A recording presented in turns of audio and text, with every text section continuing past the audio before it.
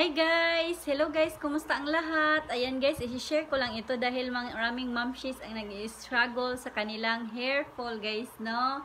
So ayan guys, panoorin nyo ito ang full video guys.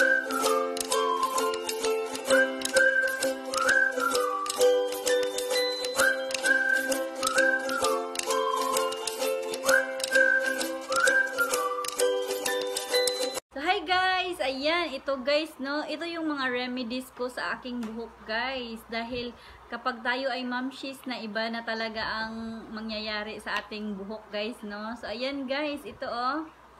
Ito, ayan. So, napakadali lang ito guys. Napaka-organic pa. So, di ba? Organic na organic ito kaysa bumili kayo ng mga ano, may mga chemicals na mga shampoo or anything na mga treatment sa hair fall guys, no? At saka sa pampadami ng buhok guys. So ito guys, ginagawa ko ito once a week or twice a week kapag may time ka. Syempre kung may trabaho ka, gawin mo ito every Saturday or Sunday. So yung ginagawa ko guys, bili ako ng isang red onion na malaki, tag 5 pesos or 10 pesos ba yan? So at saka ano guys, ginger. Ganito yung kalaki yung ginger guys. Depende sa dami ng inyong buhok guys, no?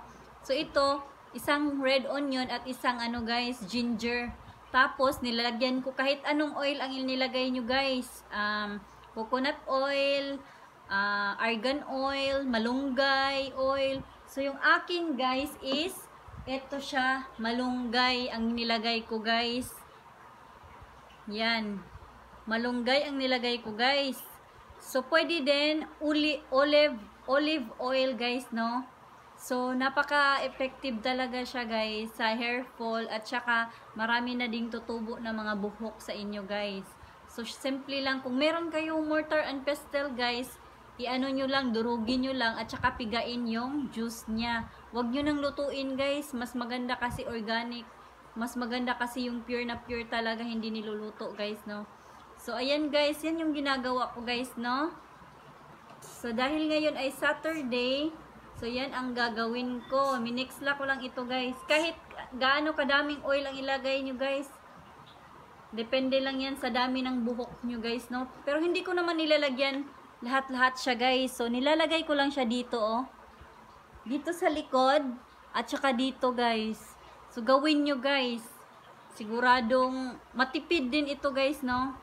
So, ito na guys, ang gagawin ko, ha? So, wala kasi akong spray, guys. O kahit na anong mga aparatos para paglagay dyan, guys, no? So, madali lang yan, guys.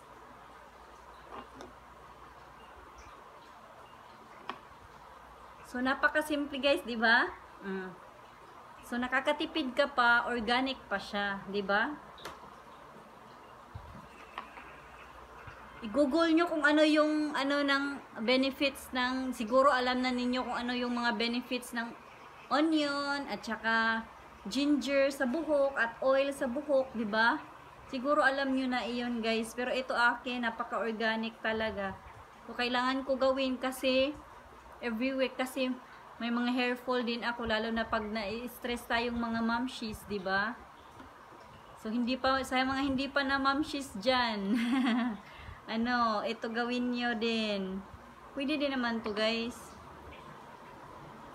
At saka kung matapos kayo nito guys, pwede nyo naman pwede nyo tabunan siya ng shower cap guys.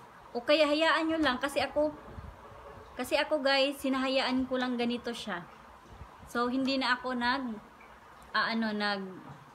hindi na ako naglalagay ng shower cap kasi hindi ako sanay guys. So ginaganyan ko lang siya, hinahayaan ko lang siya. Tapos guys, gawin nyo ito before kayo maligo guys. So para hindi kayo mag oily, di ba? Tapos yung shampoo ko guys, yung talaga yung organic din. Yung ginagamit ko, hindi ako gumagamit ng mga Sunsilk tsaka yung ibang mga shampoo. So yun lang guys. So yun guys, 1 to 2 hours before kayo maligo guys, no? Pwede rin kahit ilang oras guys. Akin, before ako maligo, 1 to 2 hours ko kasi naglilinis-linis pa ako dyan. So, ayun guys, thank you so much for watching, and please don't forget to subscribe if you are new to my channel guys. Please subscribe, like, and share na rin guys. So, ayun guys, thank you so much for watching. Bye-bye!